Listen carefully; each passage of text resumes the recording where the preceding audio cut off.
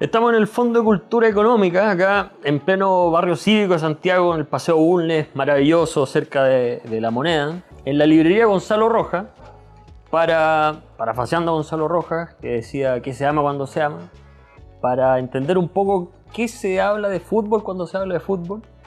Y tenemos el pie forzado de este libro de Danilo Díaz, tal vez pretencioso, porque trata de seleccionar 125 futbolistas, claro, 125 futbolistas, los más destacados en 80 años de fútbol chileno.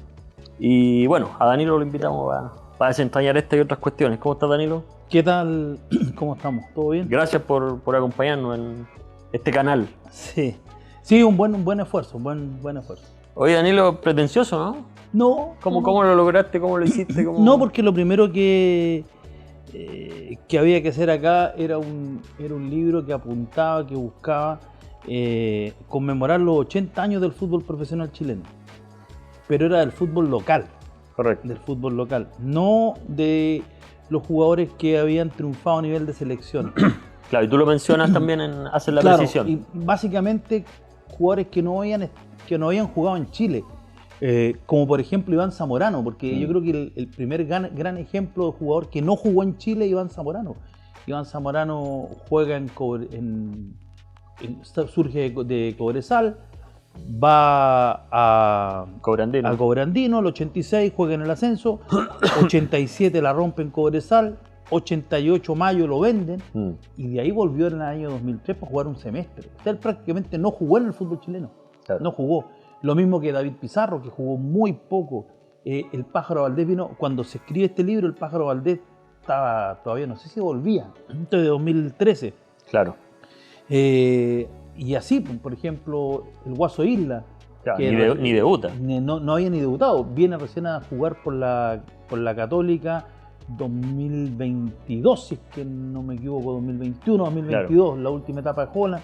Entonces, es básicamente los jugadores del medio local. Y en un primer momento la idea era, como eran 80 años, eran hacer 80 jugadores. Pero empecé a hacer la lista y me quedé corto. Ya vamos a 100 y de repente en 100 me quedaba corto. Como un libro, no es como el diario, claro, que hay un espacio, aquí se podía avanzar un poco más y llegamos a 125. Este es uno de tus 6 libros. Tú me decías 5 y medio porque Apodo de la Roja es más un trabajo de Axel Piquet, ¿no? Es de Axel. Yo le colaboré nomás. El primero de Alexis con Nicolea, sí. 2011. Tú tenés 43 años, una larga carrera ya de periodismo escrito. Comillas, ¿por qué te demoraste tanto? ¿Habías tenido interés antes de publicar el libro? No, porque nunca se me había dado la posibilidad, tampoco lo había pensado. Yo trabajé siempre en prensa escrita, primero partí en La Tercera y después, cuando estaba en la escuela, después trabajé en Don Balón y el trabajo de Don Balón era de todos los días, no había mucho tiempo para sentarse, había que escribir largo, reportear. Después ya empecé a trabajar, a meterme en la radio, volví al diario, bueno, estuve en el Mercurio el año 2000, de ahí me fui a Vive Fútbol, y después estuve en el Estado trabajando en el Chile IND, Deporte. en Chile Deporte, después volví al diario, y ahí también la vida del diario es muy del día a día. Hasta que me llamó Marilén Gut para trabajar en el libro de Alexis Sánchez, pero ellos querían sacarlo muy rápido porque él iba al Barcelona en ese momento, y ahí yo llamé al Nicolea, que nos conocíamos del diario, somos bien amigos, y empezamos a sacar ese, y me gustó. Fue un trabajo, a ver, el libro de Alexis, el Camino de un Crack, es un trabajo casi de diario, porque nosotros partimos el 12 o el 13 de agosto del año 2011 y entregamos el 31 de octubre. Y era reportear, escribir, mandarse las crónicas entre los dos, revisarla, claro, y revisarla entre los dos y mandársela al Pato Jara, que era el editor. Entonces fue un trabajo casi de diario. Claro. Era muy parecido a lo y además, claro, con crónicas más acotadas, entonces se las dividieron y fueron varios reportajes. Dividíamos los temas. Alcanzamos a agarrar a Nelson Acosta, alcancé a agarrar yo al Menta, a Campito, que eran los utileros, y los paramédicos Cobreloa. Así que fue un buen trabajo. Está este libro y está el de los grandes, que sí, bueno, recopilación de entrevistas. Que es una recopilación de entrevistas. En general, entonces, porque el 2011 publica Alexis, hasta el 2015 que está el de Matador, también una vez que te metiste, sí seguiste publicando. Claro, porque yo pensaba que en algún momento el Pato Jara me dice, ¿tú qué me has escrito? No, y le mostré estas entrevistas que yo tenía guardadas, la de los grandes. Y al final llegamos a la conclusión que era un material que no se podía perder, porque era una sección que nosotros le habíamos copiado a un Don Balón, se le habíamos copiado el gráfico que se llamaba el fútbol que viví, que era donde grandes cracks del fútbol chileno contaban su historia, su trayectoria, nosotros documentábamos para concordar los datos, porque los jugadores tienen mala memoria, no era la época de internet en esos años, y más algunas entrevistas que eran contingentes de ese tiempo. Y nos sirvió mucho. Yo creo que es un libro sin falsa modestia, pero yo creo que las generaciones nuevas de periodistas deberían leerlo, porque por ejemplo ahí hay una conferencia completa de Rinus Michels en Francia 98, a la cual fuimos con Manuel Fernández, y después de la conferencia de Rinus Michels nosotros bajamos y lo entrevistamos y hablamos 10 minutos con él. Y el viejo era el oráculo del fútbol moderno, o sea, todo lo que hoy día se ve es Rinus Michels. Ahí le explicaba, por ejemplo, cómo basó su idea para el fútbol total viendo al Brasil 70, cómo defendía a Brasil 70, y él dijo, nosotros si lo podemos hacer 20, 30 metros más adelante y en el terreno del rival podemos hacer mucho daño. Él ya venía con el Ajax a fines de los años 60 y después viene la etapa inicial del Ajax que la completa Stefan Kovacs. Entonces ese libro a mi juicio es súper importante que la lea la gente que quiere estudiar periodismo, que está metida en el periodismo de deporte, y por ejemplo los entrenadores en el INAF. O sea, ahí está la visión del Sapo Linton, esa entrevista con el Sapo fue del año 96 para el 97, diciembre del 96 si es que no me equivoco, y es una muy buena entrevista porque el Sapo habla de todo, ahí está Cuacuar Mazábal, está el Tata tira Riera. definiciones. Sí. Ahí sale también la clásica entrevista tuya Bielsa del 91, ¿no? El hombre respira fútbol, el hombre que respira fútbol. Este hombre respira fútbol. Este hombre respira fútbol. Claro, ¿Ese es tu mejor crónica o la crónica que tú sientes que...? No, yo creo que yo no encuentro que sea una gran entrevista, es una correcta entrevista, porque yo estaba chico, yo estaba en cuarto año de la escuela y lo conozco. Lo que pasa es que yo leí el gráfico y yo seguí toda esa campaña de Newell y lo encuentro en Mendoza y él muy amablemente me dice no hay problema, venga al día siguiente, y andaba con César Olmos. Cuando Bielsa hablaba. Claro, Bielsa deja de hablar en el 98, cuando asume la selección argentina. Y en ese momento, bueno, fue una buena entrevista. Yo no diría que no costó convencer a los jefes en la tercera, pero había que explicar quién era el personaje. Claro. Y esa entrevista no pierde ninguna vigencia. No, yo creo que entrevistas buenas, ¿sí? Yo creo que las que le hice al Matador en general, la que abre el libro Matador es muy, muy buena. También la que le hice en Tribuna Under al Matador. Ahora hace poco, sí. Sí, que es una entrevista ahora, Danilo, potentísima. En definitiva, tu literatura deportiva futbolera es una extensión del periodismo escrito. Sí. Es que yo creo que es muy importante para ejercer este oficio haber escrito. Yo soy de los que considera que el periodista tiene que haber pasado por una redacción.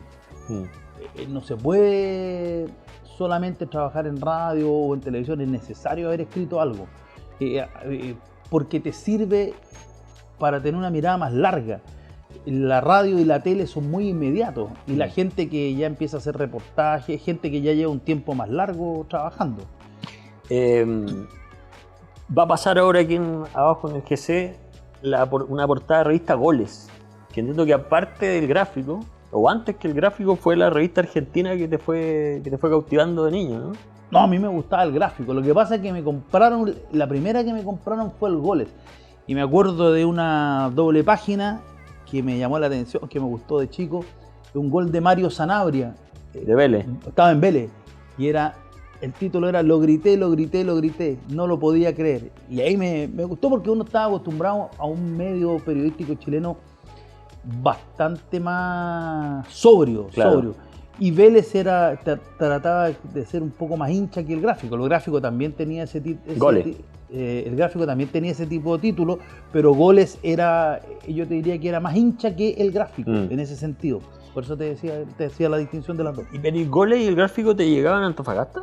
Llegaban a Antofagasta. El Gráfico llegaba después. ¿Pero ya bajo suscripción, disculpa? No, al llegaba a los kiosco?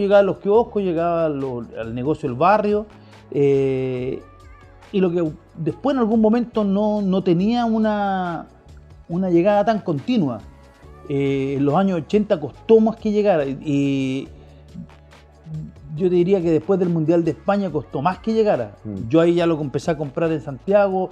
Cuando me vine a Santiago en el 86 compré los ejemplares del Mundial, algunos, pero no llegaban todos. Por ejemplo, no llegaban esos ejemplares del Gráfico cuando Argentina, por ejemplo, jugaba los mundiales a mitad de semana.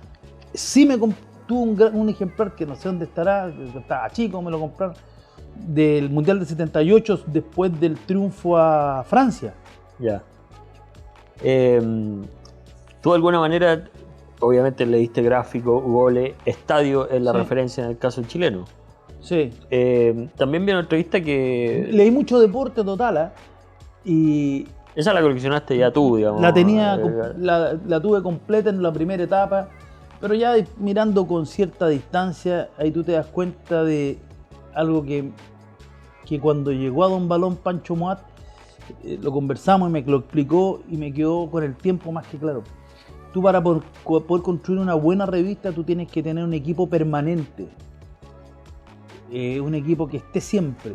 No que la revista sea un pituto, porque puede haber buenas plumas, gente que haga buenas notas, pero lo que tú necesitas es pensar la revista. Las revistas se tienen que pensar, se tienen que mirar en el mediano y en el largo plazo. Y por eso yo creo que Don Balón yo la considero que es la continuación histórica de Estadio. Tuvo Fotosport, tuvo Minuto 90, Deporte Total. tuvo Deporte Total, La Triunfo. Pero yo Triunfo la miro distinto, porque Triunfo es una revista que venía con un diario Ya. que no tenía que ir a pelearla en el kiosco, Perfecto. como las otras revistas que tenían que ir a pelearla en el kiosco, que lo hace muy distinto y tenía la espalda de un diario como era La Nación. Pero también tenía cosas importantes Triunfo. Ahora, el problema de Triunfo, en una parte relevante de su historia, en la primera etapa, yo creo que es la gran etapa de Triunfo, es que tenían dos ediciones. La edición Santiago y la edición Regiones. Entonces, para mí es un problema. Pero la gracia de Don Balón era que Don Balón se pensaba. Claro. Se pensaba con tiempo y el equipo de Don Balón estaba todo contratado. Entonces, la gente que trabajaba en Don Balón podía hacer productos, generar contenido, preparar contenido. Claro, de una semana claro, a la otra. No, mucho más, a veces de un mes se podían preparar temas. No es como, por ejemplo, lo que pasaba en la otra revista, que la gente iba y trabajaba en un diario y pituteaban en la revista. Correcto. Yo creo que eso fue importante en Estadio, porque había un equipo que trabajaba en Estadio, que estaban contratados por Estadio. Tú fuiste director de la Don Balón 98-99, pero estuviste el 92. No, yo estuve en Don Balón desde el número 1 hasta diciembre Con del Raúl 99. Pizarro. Partí con el equipo ahí con Raúl Pizarro, con el Negro Vallejo. Ese equipo duró poco. Y después llega el equipo con Pancho Mat, Hugo Marcone, Roberto Brodsky, Roberto Merino, llega Carlos Altamirano como diseñador, llega la Alejandra Machuca. Pero en todo ese periodo y tú colaborabas mientras estabas en los otros medios también. No. Yo me voy de la Tercera al 92. Me voy justo, creo que mi último día de trabajo fueron las elecciones municipales. ¿Ya? Y me voy a Don Balón, a mí me llamó Raúl Pizarro porque a él me recomendó Enrique Ramírez Capelo, Ya. que era profe mío en la universidad y que él sabía que a mí me gustaba el De deporte, Portales. el fútbol, que la escuela en la Portales, y que además él sabía que yo era seguidor del Gráfico, que me gustaban las revistas, y Pizarro le cuenta que se encuentran y que estaba armando un proyecto que se iba a llamar Don Balón, y le dio mi nombre. Y yo ahí le di el nombre y le di el nombre Guarelo también a Pizarro. Llegamos con Guarelo los dos juntos a trabajar en la primera etapa. Y yo creo que Don Balón fue un buen ejemplo de un ejercicio que no resultó. No resultó por esto, porque el equipo tenía muchas pegas. Claro. La gente que estaba a cargo tenía muchos trabajos y los reporteros, que éramos Guarelo y yo, éramos estudiantes.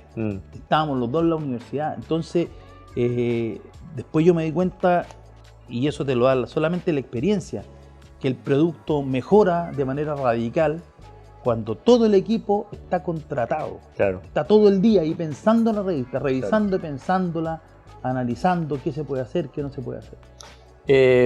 Volvamos un poco, Danilo, como al contexto de historia del fútbol chileno.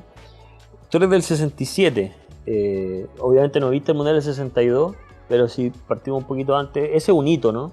Nosotros lo hemos hablado en otros programas, que marca no solo el fútbol chileno, sino que acaso en algunas esferas del país también, o Santiago, la parte de obras públicas, en fin.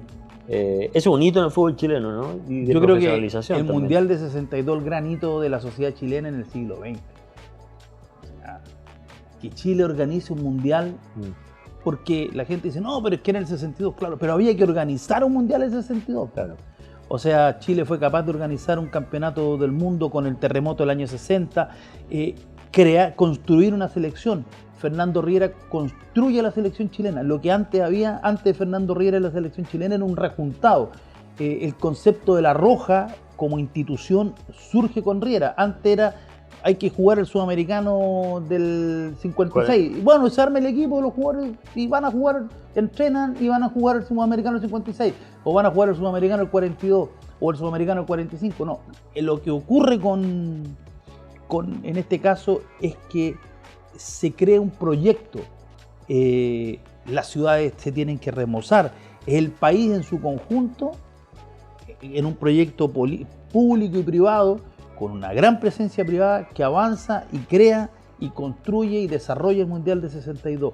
Si en el Mundial de 62 no se produce el impacto que tiene el fútbol profesional chileno en los años 60, el fútbol chileno pasa a jugarse, se jugaba hasta el Mundial de 62, se jugaba de La Serena a Talca. Claro. Con la llegada al Mundial de 62, con la irrupción del Mundial de 62, se empieza a jugar en Antofagasta, el equipo entre el Antofagasta Portuario, el 66, se traslada, aparece la cuenca del Biobío.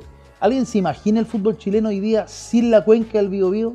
Imposible pensar el fútbol chileno, y eso determina que el fútbol chileno crezca de una manera exponencial, porque tiene mejores estadios, el estadio regional de Antofagasta en su momento, el estadio Concepción, el Germán Becker, Green Cross se va a jugar a Temuco, es otro mundo.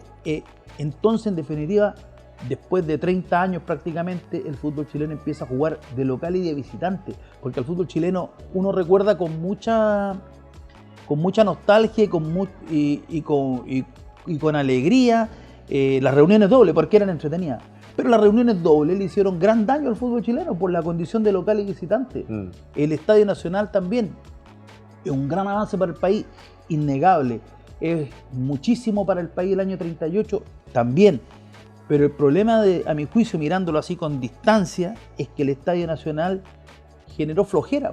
Claro. Generó flojera y provocó que los clubes se preocuparan de armar el equipo y nada más. Y nos quedamos sin infraestructura. Claro. Entonces el Estadio Nacional y Santa Laura, y ahí se jugaba el fútbol chileno durante cuánto tiempo. Entonces nosotros ¿por qué nos costó tanto? Nos costó tanto porque no teníamos eso que tenían en el fútbol argentino, el fútbol barrial. Después uno mira ese centralismo que ha liquidado tanto el país. Por ejemplo, cuando te decían por norma de la Asociación Central de Fútbol que no podían haber más de 2 clubes en una misma ciudad. Claro. Lo cual era una burrada. Y que tenían que postular, además. Y tenían que postular, pero además... No había tercera división. Era una soberana burrada, una tontería, porque mataste los clásicos. Claro. Y el desarrollo de los clubes. Y creaste unos engendros, porque Antofagasta Portuario es un engendro. Claro. Deportes Concepción era un engendro. Exacto. Lo mismo que O'Higgins de Rancagua. Hoy día ya tienen otra proyección, pero ¿Cuál es la diferencia del fútbol argentino con el nuestro? O el fútbol brasileño, o el mismo fútbol colombiano, que tienen clásicos locales. Recién, por una cuestión casi de imposición de los hechos, es que Fernández Vial, cuando asciende de tercera y llega al ascenso, y hay 2 equipos en la ciudad. Y antes... Que fue recién cuando se creó la tercera, y antes aparece Naval de Talcahuano, que empieza a jugar en Talcahuano con Huachipato. Eso fue algo como raro. Claro. Pero yo creo que ahí nosotros empezamos a ver por qué nos costó tanto. Nosotros, por ejemplo, y ahí está en el libro planteado, nosotros recién tenemos el clásico, un clásico de verdad, como tienen que ser los clásicos de fuerzas parejas, desde el año 59 en adelante. Con la final entre la U y el Colo. Ojo, ahí nace, pero se tiene que consolidar en los años 60. Entonces, todo eso determina que a nosotros nos costara tanto, y por eso que, bueno, yo creo que vivimos de generaciones de jugadores y tenemos ese problema hoy día porque no tenemos estructura. Una estructura. Fíjate, según los temas, con Eduardo Santa Cruz hablábamos de también en la época del Mundial del 62, estaba toda la idea del país desarrollista, que por eso Jorge Alessandri, que sin ser un tipo futbolero, también se suma a la causa y la mantiene después del terremoto, pese a que no se dé la plata porque no había. Y también con Nacho Valenzuela es todo lo del estadio. Los clubes, mientras van apareciendo, van empujando la construcción de estadios, porque los nuevos clubes de provincia necesitaban evidente estadios. Claro, pero lo que ocurrió siempre fue la lógica del Estado. Correcto. El Estado en Chile marcó el fútbol. Primerito, construye el Estadio Nacional. O sea, ¿Chile necesitaba un estadio como el Nacional en el año 38? Lo dudo. Igual el campo estaba quedando chico. Claro, pero a ver, pero no era para tener... Ya era un pedido de 2 décadas. Pero no era para tener un estadio así, gigante. Un estadio, claro, que era un estadio olímpico. Era el Estadio Olímpico de Berlín, lo traía de Santiago. De hecho, el plan original era que fuera más grande. Claro, todavía. Entonces, después, cada vez que hubo crisis económica, el Estado se puso. La deuda histórica se paga, la paga el Estado. Claro. El 84, cuando ponen el préstamo, después los clubes empiezan a jugar en la famosa Copa Banco Estado, que termina en el año 2007. Exacto. Después, cuando viene la crisis por las 2 huelgas del año 2001, ¿qué es lo que hace el Estado? O sea, que no quiero más problemas, hágase responsable, y surge la ley de sociedades anónimas deportivas, que en un primer momento es una buena ley, pero que como se hizo para que el problema de esa ley es que se hizo para que le pagaran a los trabajadores del fútbol, pero dejó abierto todo lo demás. Entonces, como la propiedad, por ejemplo. La propiedad. Entonces te encontraste, hoy día los trabajadores del fútbol le pagan. O sea, el fútbol chileno hoy día compite, da una ventaja enorme, porque hay que ver que los sueldos de los jugadores chilenos, todos tienen un 20% en el bruto que va a las cotizaciones previsionales. Eso no creo que pase en el resto de Sudamérica. ¿Te fijáis? Ya tenía un 20% menos de salario per cápita para los jugadores. Claro. Oye, Danilo, ok, el pick del Mundial del 62 es demasiado alto, pero también la contra.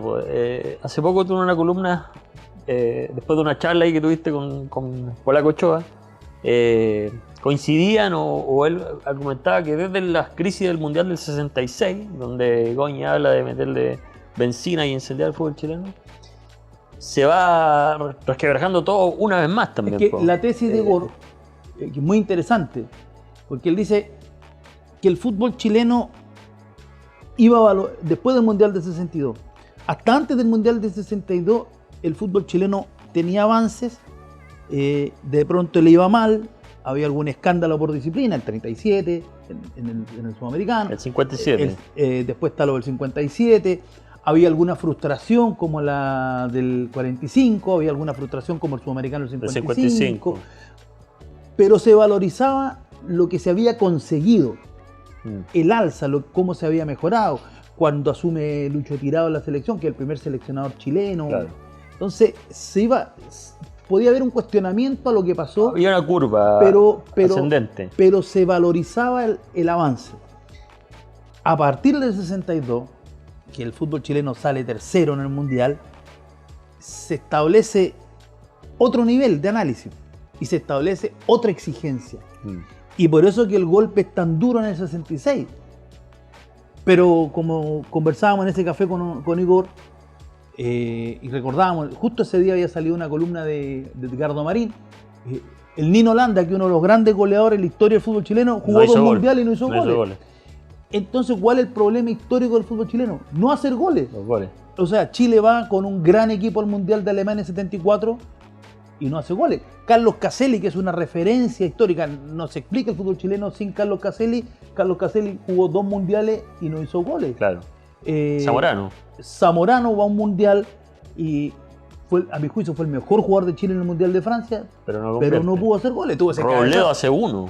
Y Chile juega contra Estados Unidos, le hace en el 5-2. Entonces, nuestro problema ha estado ahí, pero lo que plantea Igor, y es muy interesante eso, ¿dónde viene ese punto de partida y esto que se ha ido acelerando con la llegada de las redes sociales y que este es un país eventista? O sea, y que se sostiene y se cree que todo se va a resolver sacando al entrenador de turno y no se ve el problema de fondo. Entonces, yo fui una minoría, una más que mínima minoría de los que defendí el proceso de Eduardo Berizzo, porque Berizzo estaba haciendo lo que había que hacer, lo que no se había hecho en 10 años, buscar jugadores. Es una vergüenza para el fútbol chileno que Felipe Loyola y Maximiliano Guerrero no hayan aparecido antes. Los tuvo que ver Berizzo.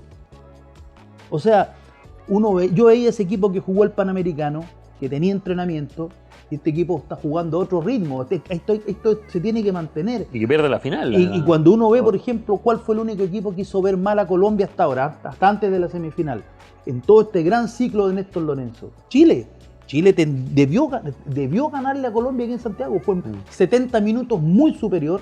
Y en los 20 finales el partido Colombia lo logra equilibrar, pero Colombia no nos llegó al arco. Sí. Entonces, pero Chile ahí tuvo falta de gol. ¿Cuál fue el problema de Berizzo? La falta de gol. Y antes se cuestionó a Rueda. ¿Cuál fue el problema de Rueda? La falta de gol. Y se tiró a la basura ese proceso que había hecho Rueda de empezar a cambiar la defensa, los defensores, un equipo con zagueros más altos. ¿Quién es el que tira el centro en la jugada donde nos roban en Montevideo en la mano de Cuate? Víctor Dávila, que ahora recién está jugando. O sea, Rueda había iniciado ese proceso, pero como acá se opina muchas veces tratando de darle la razón a la galería, a lo que dicen las redes sociales, y en eso, por ejemplo, yo rescato mucho lo que, y por eso no es que me inspirara, pero fue una referencia importante, Lucho Urrutia, porque Lucho Urrutia cuando escribía en La Tercera muchas veces iba contra la corriente y argumentaba contra la corriente. Me recuerdo cuando se destrozó al Colo-Colo de Salá, que pierde el 15 de agosto del 90 el paso a cuartos de final con Vasco da Gama. Y Lucho explica los errores. Sí que hubo errores, pero habla de lo que podía venir, de que el equipo estaba armado. Entonces, cuesta hablar contra la corriente, pero yo creo, y ahora se pidió a Gareca. Y el problema no es de Gareca, claro, porque Gareca habrá cometido errores. O sea, por ejemplo, para mí que no haya ingresado, cuando se lesiona a Isla, que no haya ingresado, quedando 2 minutos, que no haya ingresado a Catalán, que está acostumbrado a jugar este tipo de partidos, y haya entrado Fernández, es un error de Gareca. Claro. Que cuando quedamos con 10 frente a Canadá, que no para mí era el gringo. Bueno, claro, puntuales, pero el no tema la estructura. El tema de fondo, ¿cuántas situaciones de riesgo creó Chile en la Copa América? Claro. 5. Tú naciste, Danilo, el 19 de diciembre del 67. El mismo día de Alexis Sánchez. Y buscando datos, pero justo de ese año, y que tiene que ver con lo que estábamos hablando de la crisis post-mundial del 62, que se acrecienta, cambia de foco. No, perdón, yo no diría que hay una crisis. Yo creo que la década del 60 es la década virtuosa del fútbol chileno, gracias al Mundial del 62, porque se consolida el clásico entre Colo-Colo y la U. Correcto. Porque se requete contra consolida el clásico de la Católica con la U, porque el país se extiende desde Antofagasta hasta Temuco en la primera división, porque surge Elías Figueroa, Chamaco Valdés, Carlos Reynoso, Carlos Caselli. Pero surgen nuevos problemas. ¿A qué voy? Que dentro de las cosas virtuosas está la consolidación también, que ya venía de los 50 con Robledo, del CIFUB, del gremio de los futbolistas. Justo el día que tú naciste, 19 de diciembre del 67, el CIFUB amenaza una huelga por un castigo a Addison Aguilar, arquero de Magallanes, sí, porque se había ido de lengua en un diario. Y los dirigentes rápidamente dijeron, no, esto castigado, 1 año de castigo, y separan los futbolistas. ¿Cómo se empieza a desarrollar y lo asocio el día de tu nacimiento, digamos, y lo que tú ya empiezas a vivir. Seguramente tu primera experiencia como niño la viviste para la clasificatoria del 78, ¿no? 74. Ah, la del 74, Sí, ya yo tenés grité memoria sí, me acuerdo del corrido 6, 7 años. por el pasillo de mi casa celebrando. Ese fue el gol del Negro Humada, Claro. que es el del En gol la con, definición. no, el con Alemania Oriental. Pero del Mundial. sí, pero el partido, me acuerdo el partido, mi papá viajó a Santiago con un tío al partido de Chile-Perú y yo ese partido lo vi por la tele, me acuerdo, sí, estaba chico, tenía 5 años, no, pero yo ya a los 4 años me llevaban al estadio. Entiendo que Luis Danilo Díaz, tu papá, Sí. te lleva en brazo con 1 año y medio para el Quillotazo, cuando vuelve el club. cuando vuelve el club de Quillota a Antofagasta. Ah, entonces tienes claro ni hablar del 78, entonces. 78 lo sufrí. Yo creo que la eliminación de Argentina 78, como hincha, yo creo que es el golpe más duro, el más duro de todo. No, yo jamás se me pasó por la cabeza que íbamos a quedar eliminados. Cuando Caupolicán Peña decía que lo querían colgar en la plaza. Claro. Y después cuando uno va ya con el tiempo, leyendo y después conociendo a los protagonistas, era muy difícil clasificar. Era muy, muy difícil clasificar y al frente tenía un equipazo como el peruano. Pero no, para mí ese golpe fue... Yo me acuerdo que no podía creerlo. Además fue un año horroroso porque el mismo 77 que quedamos fuera del Mundial, Antofagasta desciende. Y yo nunca había visto fútbol de ascenso. Entonces yo me acuerdo que le preguntaba a mi papá cuando yo ya la tabla plena segunda rueda y mi papá me decía, no, nos vamos a ir para abajo, íbamos con mi abuelo a veces, mi tío Walter, y la conversación en la casa era, nos vamos para abajo, y yo le preguntaba a mi papá, ¿cómo es el fútbol de ascenso? Claro, Era no lo conocía. como si fuera otro fútbol, Claro. se jugaba, entonces, en esa lógica de niños se jugaba con 11, cómo eran los arcos, pero claro. era como tal. Y después me acuerdo haber ido el 78, empezar a ir a ver el ascenso, y yo me tuve que mamar todos esos años durísimos, 78, 79, 80, 81, 82 que subimos. Y hay que hacer un reconocimiento a un grupo de jugadores que el año 78 en Antofagasta, cuando los jugadores no les pagaban, como 4 meses, se van los jugadores que eran fuera de Antofagasta y se queda un grupo de jugadores con Juanito Acevedo, Guillermo Miranda, ¿quién más está en ese lote? Y todo eso tú lo viste de cerca. Claro, esos jugadores se quedaron a pesar de todos los problemas y jugaron y permitieron que Antofagasta no fuera desafiliado. Correcto. Oye, Gladys Núñez, tu mamá, Sí. ¿futbolera también? No. Pero mi tío Felipe, que era mi tío Felipe Núñez, su tío, era socio, hincha del Boca, de Boca Juniors, un equipo grande de Antofagasta, el fútbol amateur. Entonces él también me llevaba de chico al fútbol amateur. Mi tío después la hacía toda en la asociación de Antofagasta, en la AFA, que es la asociación más ganadora, si es que no me equivoco, del fútbol amateur en Chile. Y claro, mi tío era utilero, masajista, la hacía toda, les preparaba la leche a los jugadores. Oye, no quiero decir respetuoso, porque tú mismo lo dijiste que tú, como jugador, Deportivo Liceo, Sí. tronco, Sí, no, yo era tronco pero ordenado. pero táctico. Vivo para jugar, sabía jugar. Hablabas con el árbitro, o con el técnico, ordenabas a tus compañeros. No, es que teníamos un buen equipo nosotros, nos conocíamos de chicos y teníamos un equipo firme. Y yo me creía pasarela. Pasarela. Sí.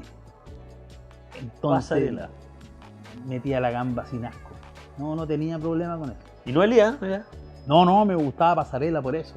El mejor de la historia, a propósito, no estaba pensando en estas preguntas ping-pong, pero ya que mencionamos a Elías, Alexis, Vidal. No, para mí el podio está ahí, hay que verlo por los logros individuales. Está Elías, Alexis y el Matador. Sí. ¿Sacáis a Vidal? Sí, o sea, cosas de las carreras. Y el protagonismo. ¿Y ahí te animas a hacer el 1-2-3? Claro, cuando uno ve a Elías jugar el Mundial del 74, jugador de otra dimensión.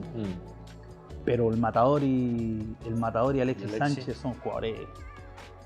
O sea, nos vamos a morir y nos vamos a ver dos jugadores chilenos iguales. O sea, con ese desequilibrio, y el Matador con con esa capacidad para hacer puros goles importantes. Matador hacía puros goles importantes.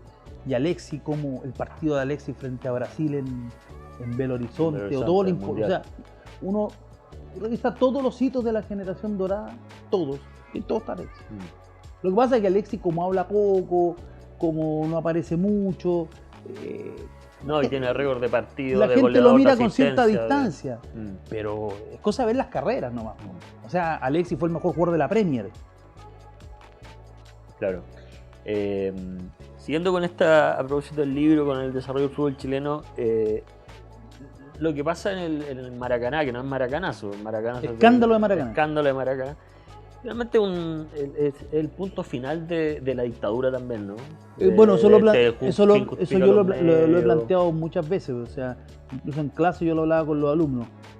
Es la culminación de un proceso de degradación ética y moral que concluye con el escándalo de Maracaná, que es el 3 de septiembre del 89. 5 de octubre del 88 es el plebiscito. En diciembre del 89 viene la elección. Se inicia se estaba iniciando la transición. O sea, hay a mi juicio un par de hitos que al fútbol chileno le hacen mucho daño. Uno es el robo a Colo-Colo de la Copa Libertadores 73 y la eliminación de la U en ¿96? En el 70. Ah, con Racing. Toda esa eliminación y el partido con Peñarol. Fíjate que el Gringo Neff dice que le duele más la eliminación con Racing que el robo. Claro, porque fue quizás no se conoce mucho la eliminación de la U, pero fue dramática. A la U le hicieron de todo en esa oportunidad. En el alargue, en la cancha Racing. Y a Colo-Colo también lo liquidaron. Y eso generó la idea de que los partidos... Había que ganarlos fuera de la cancha. Dentro y fuera de la cancha, que plantea Lucho Santibáñez. Y eso le genera un enorme daño al fútbol chileno porque coincide con la dictadura. Entonces la dictadura, bajo la dictadura se hablaba de que el fin justificaba los medios, y por lo tanto si al oponente político yo lo podía hacer desaparecer, lo podía matar, lo podía torturar, lo podía exiliar, podía robar. Entonces el problema que tiene el fútbol chileno en esos años es que tiene dificultades con el dopaje. Se instala el dopaje como una moneda habitual. El soborno, hay muchos casos. Se instala el arreglo de los árbitros, el caso de los árbitros. O sea, cuando los árbitros forman un grupo para armar los resultados y ganarse el apoyo a gol, cuando el Estado participa a través del registro civil con el general Gordon de Carabineros, adulterar pasaporte. Para que ni siquiera, ojo, yo diría, no es adulterar, si uno dice adulterar pasaporte es que yo pesco un pasaporte y lo arreglo. Aquí no arreglaron los pasaportes. El Estado de Chile entregó pasaportes falsificados. O sea, entregó pasaportes. Claro. O sea, es un todo. Entonces, y cuando uno ve la historia del Cóndor Roja, ojo, el da dos dispositivos ante el 84. Pero Danilo, o sea, lo que ocurre al final ahí es la culminación de ese proceso de degradación ético y moral. Pero Danilo, obviamente no lo voy a justificar, pero que se entienda, pero eso lo hacían los otros, era la defensa de todos los que participaban, lo hacían los otros, y de alguna manera Chile no la supo hacer, porque fue bastante torpe entrar con un bisturí a la cancha al Maracaná. Claro, porque no habían 50 cámaras como ahora, pero eso es un tema de Rojas, y Rojas es el que lo hace con el grupo que lo apoyaba. Claro, todo lo otro es a nivel estructural, todo lo que estamos hablando es... Pero hay muchos casos de... Pero te insisto, no se supo hacer, si se hubiera sabido hacer... Pero era imposible. ¿Cómo alguien podía pretender creer que Chile iba a eliminar a Brasil del Mundial? Estoy de acuerdo, sí. Y además en Brasil se iba a hacer eso, cuando allá había cámara, o sea, no había ninguna posibilidad. Ahora, es ficción, obviamente, pero si te castigan solo por Italia 90 y no para Estados Unidos 94, esa generación que coincide ya contigo entrando a los medios más full, o sea, seguramente también en tu época universitaria o de colegio también consumían mucho fútbol, pero ahí ya trabajando, esa generación para el 94 era un equipazo, con Colo-Colo, campeón Libertadores, la Católica finalista, con Salas. Era un muy buen equipo, pero teníamos problemas de arquero. Pato Toledo, no. Un arquero para jugar a nivel mundial, o sea, Toledo era un buen arquero, pero ya no estaba nunca pudo rendir a nivel de selección porque se habla de la Copa América el 91, pero hizo un torneo correcto. Claro. Pero de ahí a lo que necesitábamos. Justo en la época que teníamos goleadores. Cornella estaba veterano, claro. Oscar Vir estaba veterano, Roberto Rojas ya no estaba, Nelson Tapia estaba apareciendo, que Nelson Tapia lo que siempre tuvo fueron unos nervios. Sí, pero sea préstamo, de hecho, en esa época. Claro, o sea, todavía no estaba. No estaba consolidado, claro. De hecho, el que lo empieza a poner es Mirko el año 94, pero el 95 Tapia no es el titular en la Copa América de Paysandú. De Uruguay, claro. De Uruguay. Entonces ahí hay que, uno viendo ahí, teníamos un problema no menor ahí. Quizá habría que haber apurado en ese momento la nacionalización de Morón, pero ya en la última etapa de Morón. Sí, que no era la misma tampoco. Danilo, tú dices que cuando estaba en Antofagasta, empezando en el periodismo, tu objetivo era trabajar en radio.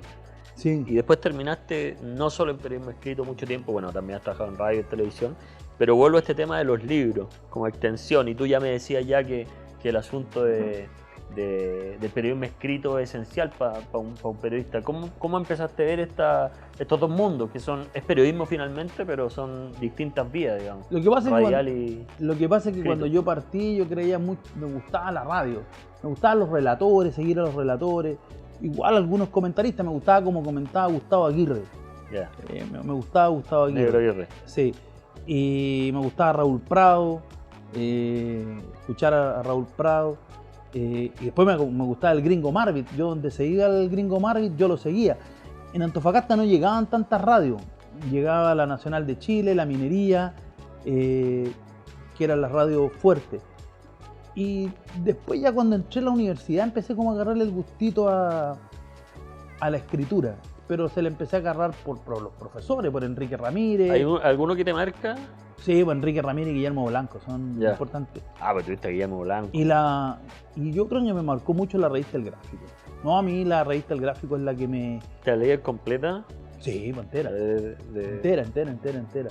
Y te demoráis porque era grande, ¿no? Claro. El Gráfico era una universidad, en el fondo tú ves la pauta, la cobertura, el tipo de nota, los criterios. Las notas que escribía Juvenal, Julio César Pascuato, eran extraordinarias porque te enseñaban a entender el juego. O sea, yo creo que buena parte de todo lo que yo escribí, reporté y aprendí, yo creo que a ver el fútbol es gracias a Juvenal. Danilo, por ir cerrando, ¿qué libros te cautivaron de literatura futbolera chilena? Sea antiguo, sea de ahora. ¿Qué te ha parecido también ahora que han proliferado las publicaciones? No sé ¿qué te parece? No sé si todas del mismo nivel o de un alto nivel. No, hay de todo en la Viña del Señor. Yo creo que los dos libros iniciales del Lucho Urrutia con Guarelo, Historia Secreta del Fútbol Chileno, fueron muy importantes porque sistematizaron un montón de historias, las reportearon y pusieron mucho más antecedentes arriba de la mesa. Y son un registro fundamental para el periodismo de deporte en Chile y para el desarrollo del periodismo en general. Fueron muy buenas publicaciones. Me gusta mucho el tuyo, el del título largo. me lo han matado así, yo iba a entrar a las canchas. Sí, que era un gran raconto de la historia del fútbol chileno con sus protagonistas. Son buena parte de los protagonistas de comienzos de la primera etapa del fútbol chileno. Yo lo divido el fútbol chileno hasta el Mundial del 50, que es la primera etapa del profesionalismo, del 50 al 62, que es la consolidación, y del 62 en adelante, que es el fútbol chileno moderno. Y es un gran compendio. Los libros de Cristian Arcos también, el de Nicolás Olea, de Arturo Vidal, que tuvo la mala suerte el Nico, que se lesionó Vidal, pero es un muy buen libro porque está muy bien reporteado esa parte cuando creo que el Paila Valenzuela que dice que le van a arreglar la casa. No, cuando dice que Vidal era tan pobre, era tan dura su situación, que hacía más frío en la casa que en la calle. Cuando cuentan la historia, cuando suben al segundo piso y les muestra, está la abuelita. Claro. No, que por ahí también cuenta que en algún momento Colo Colo le retenía cierta parte de las lucas para arreglarle la casa. Claro. Y le pasaba una parte. Es un muy buen libro. Hay un libro que no aparece mucho que es el lado B del deporte chileno que escribió el Flaco Fluxá. Correcto. Muy buen libro que habla del polideportivo, de unas historias tremendas del crónica. polideportivo, grandes crónicas. Ahora, todos redundan en periodismo llevado a literatura. Sí. Literatura futbolera podría ser también una extensión de periodismo, ¿no? Es una otra vía. No sé, a mí me gustan los libros de periodismo. No leo nunca novelas. No, soy súper concreto. ¿No? ¿Qué te pasa con la y los de historia, man? Y los libros que son de fútbol, pero tirados para novelas? Por ejemplo, el de Soriano. Perdón, el de Galeano. Galeano. Me llamó la atención, lo leí. Hay gente que lo marcó. Claro, a Fútbol Azul y Sombra. Pero a mí no me gustó, me encontré entretenido. Pero no es lo que a mí me llena. ¿Eres más de periodismo o literatura, dato duro, no ficción? No, a mí me gusta el periodismo duro. Puro y duro. Muchas gracias, Danilo. Ok, nos vemos. Disculpe, un corolario, un epílogo para el Círculo Periodista Deportivo. Estás dejando tu gestión, tu gobierno. Sí. No, yo creo que ha sido una muy buena gestión porque lo volvimos a poner al Círculo de Periodistas Deportivos, lo instalamos como una referencia con la NFP, el Comité Olímpico, las distintas instituciones del país. Hoy día nos llaman para todo, con el Ministerio del Deporte. Hemos logrado un financiamiento no menor que permite a la institución vivir con tranquilidad durante todo el año. Significa que no se vive de las cuotas, sino que hay otros ingresos. Se mejoró la infraestructura de la oficina. No sé si pasaste el último tiempo, la oficina es... Sí, fui ahora hace un mes y medio. Y la gente se sorprende por todas las mejoras que se hicieron. Generamos publicaciones. Hicimos, por ejemplo, para 2018, a los 80 años del Círculo, hicimos un gran texto con la colaboración de Luis Urrutia, Sergio Gilbert, Julio Salviat, Edgardo Marín, Cristian Arco, Carlos Costa, Claudio Herrera, Cristian Camaño, Esteban Abarzúa, que es un muy buen trabajo. César Olmo, por ejemplo, hizo una edición muy buena del año 2019 de los Panamericanos. Después vino la pandemia. Hemos empezado a realizar guías de medios. Hicimos una para 2018, ahora volvimos a hacer otra guía de medios. Yo creo que hemos revitalizado y cuidado la profesión. Ahora sí, gracias, Danilo. Muchas gracias. Nos vemos. Fútbol, literatura y siempre algo más. Nos vemos.